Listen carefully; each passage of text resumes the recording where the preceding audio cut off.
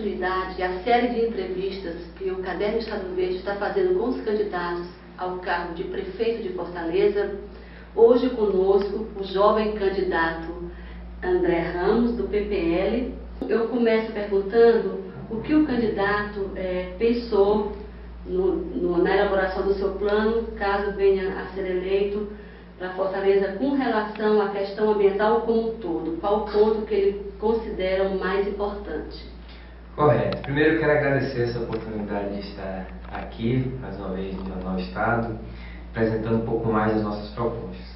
O Partido Pátria Livre, ele está iniciando na sua jornada agora, essa é a nossa primeira eleição, por consequência também a minha primeira candidatura, e a gente tem muito pouco tempo na TV, e isso também nos forçou a ser bastante sintético nas nossas propostas, a procurar ir direto nos principais problemas, né? Então, o nosso plano de governo, ele trata sobre uma série de problemas da cidade, porém a gente está especificando algumas questões que nós estamos julgando que têm mais importância, que são prioridades.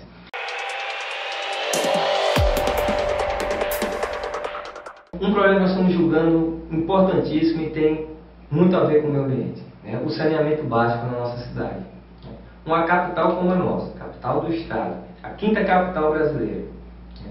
Estamos agora recebendo esse grande evento que é a Copa.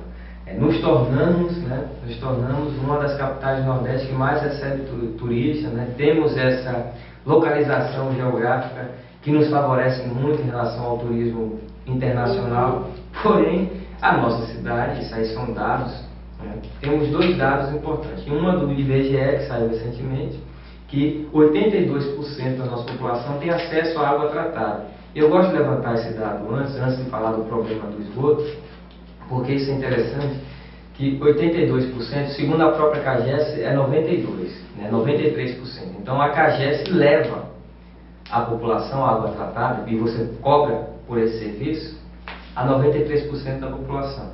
E apenas 52%, segundo a CAGES, segundo o IBGE, é 42%, né? Tem acesso ao esgoto.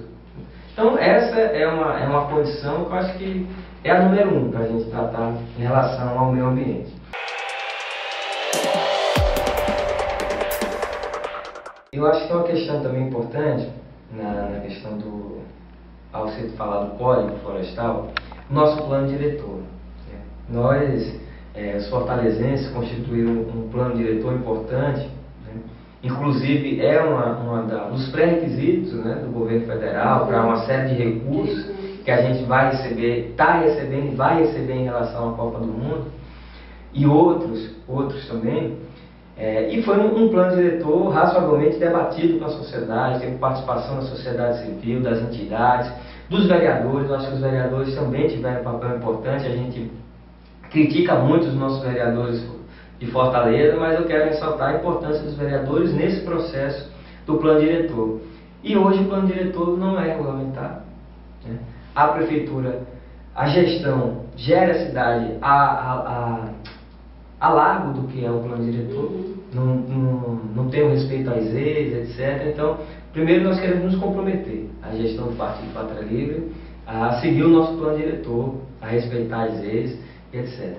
E eu acho que dentro desse processo do Código Florestal, passa pelo nosso plano diretor.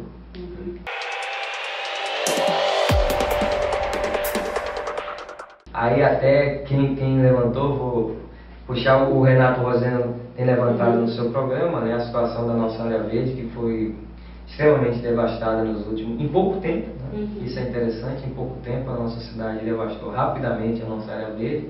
E o compromisso do Partido Pátria Livre é com a qualidade de vida das pessoas, né? Em primeiro lugar, nós entendemos a preservação do meio ambiente pensando no ser humano. Então, nós queremos preservar o que já existe e procurar avançar no processo, principalmente de arborização da nossa cidade, né? A construção de novos parques, a preservação dos parques que já existem. O Kassab recentemente deu uma entrevista, eu acho que foi no ano passado, recentemente não, no ano passado, que eu achei interessante. Se falava em metrô, ele falou que em São Paulo, uma das coisas mais caras que existe é você fazer um metrô e parques. porque envolve desapropriação. A cidade hoje ela vai crescendo de um jeito muito desgovernado, né? É até um relato, digamos assim, uma autocrítica dele da falta de organização da cidade dele. E Fortaleza, nós temos esse privilégio. Apesar de sermos a quinta capital do Brasil, temos população, é uma capital jovem, né? Na própria idade dela, na sua população também, e está crescendo agora. Então nós temos condições de organizar a nossa cidade, preservando as áreas verdes e investindo mais nisso.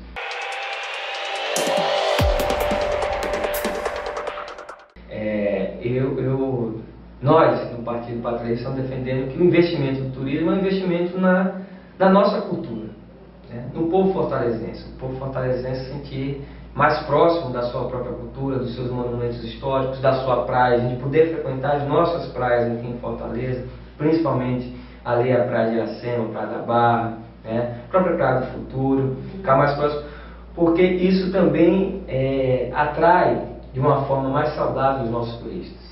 A gente avançou muito, isso eu quero ressaltar, nessa questão do turismo sexual na nossa cidade, mas ainda temos que avançar muito mais. E eu acho que nessa questão nós temos que investir na cultura. Da seguinte forma, recuperar os nossos patrimônios históricos da cidade, as nossas praias, a nossa orla, né? O centro da cidade, que 90% da nossa história está no centro da cidade.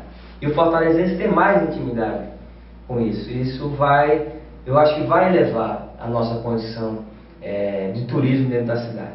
Então, uma das questões que está no nosso programa de governo é tirar o Plano Municipal de Cultura do papel.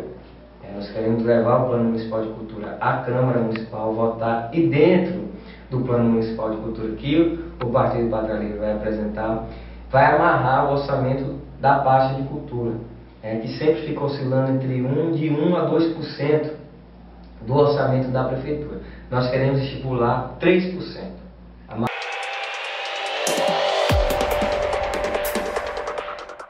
Candidato, agora eu queria falar de um assunto que incomoda muito a gente, lixo, especialmente resíduos sólidos, né?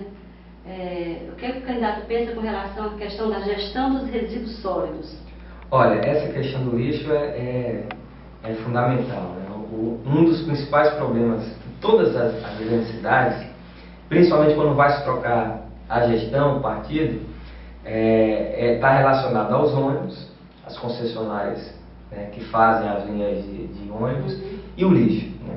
O primeiro ato é aquela história, as empresas de lixo param de recolher, né, para ter uma sinalização da nova prefeitura, de como é que vão ser os contratos, como é que vão se dar, fazer uma pressão. Os ônibus também começam a ter, a gente já viveu isso na nossa cidade anteriormente, e agora, é claro que uma eleição disputada como essa, esse é um tensionamento importante.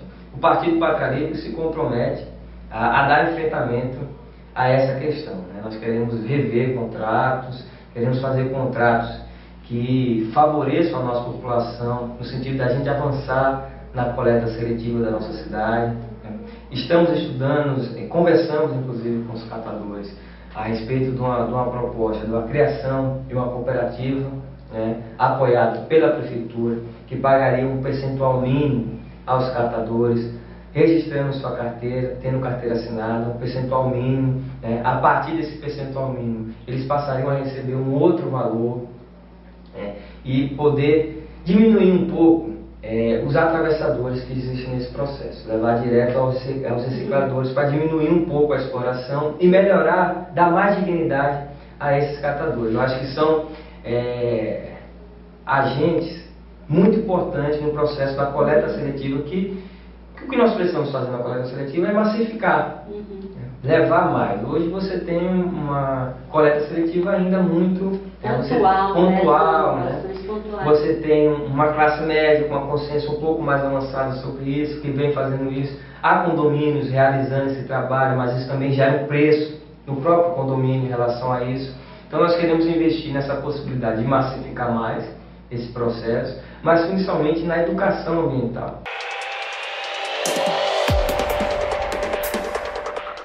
da educação ambiental. Fala-se o que você pensa com relação a esse tema. É fundamental, porque a gente está falando aqui da coleta seletiva. Não adianta a gente conseguir massificar, digamos assim, esse serviço se a população não tiver consciência, né? E, sem dúvida, a população mais pobre, né, que é a maioria da nossa cidade, é difícil você falar em lixo, porque o lixo está associado diretamente ao consumo. Então, se você fala, a gente está querendo extinguir a pobreza da nossa cidade, inserir essas pessoas no mercado, as pessoas vão querer comprar, eles vão produzir mais lixo. Então, se não há uma consciência mínima de como se dá esse consumismo, o que é necessário, o que é prioritário, o que é importante para si, né? Consumir de forma consciente. Exatamente, o que é o excesso. Então, nada... E é claro que isso passa pelas nossas crianças. Eu acho fundamental quando se fala em trânsito, né? Hoje a AMC ela só existe para fiscalizar, ela não existe para orientar, para encontrar saídas, né? Então, o trabalho de educação infantil do trânsito, importantíssimo. Da mesma forma com a educação ambiental com as nossas crianças. A prefeitura é responsável pela educação das nossas crianças. Então, vamos trabalhar muito especificamente nessa área, porque a criança, primeiro, além de ser a principal, como é que se diz, beneficiada, né, dessa história, vão ser as crianças que vão ter um futuro, uma cidade mais sustentável. E aí eu quero aproveitar para lembrar que o Partido Pátria Livre assinou, né, a plataforma das cidades sustentáveis, né, nós assinamos. E as crianças, além de ser opção, elas têm uma influência muito grande dentro de casa. Todo candidato, eleição, ano a ano, promete muita coisa, mas quando chega lá, para a população, parece que não foi possível o candidato que se tornou gestor público realizar tudo aquilo que ele se comprometeu. Por que será que acontece isso? Qual a sua opinião com relação a isso? As prioridades não são os eleitores que definem. As prioridades quem define são os grandes financiadores das campanhas. São aqueles que financiam as grandes campanhas. Eles depois vão cobrar, e eu tenho dito isso também. Agora, as prioridades são muito parecidas entre as candidaturas. A saúde, a educação, são os principais problemas, mobilidade, que envolve o conjunto da maioria das cidades, pessoas mais pobres, trabalhadores, etc. Mas quando chega lá, há uma pressão muito grande. Não é uma pressão pequena. Daqueles que estão com outros interesses. Aí entra a pressão dos vereadores, que também tiveram boa parte das suas campanhas financiadas, né, por empresas. Aqueles que não... Há uma pressão muito grande. O que nós estamos defendendo, e é por isso que a gente está focando em poucos temas, e nós estamos julgando esses os principais, né, saúde, educação, transporte público, a convivência da nossa cidade, a cultura. Nós estamos dizendo o seguinte, que nós vamos comprar essa lei.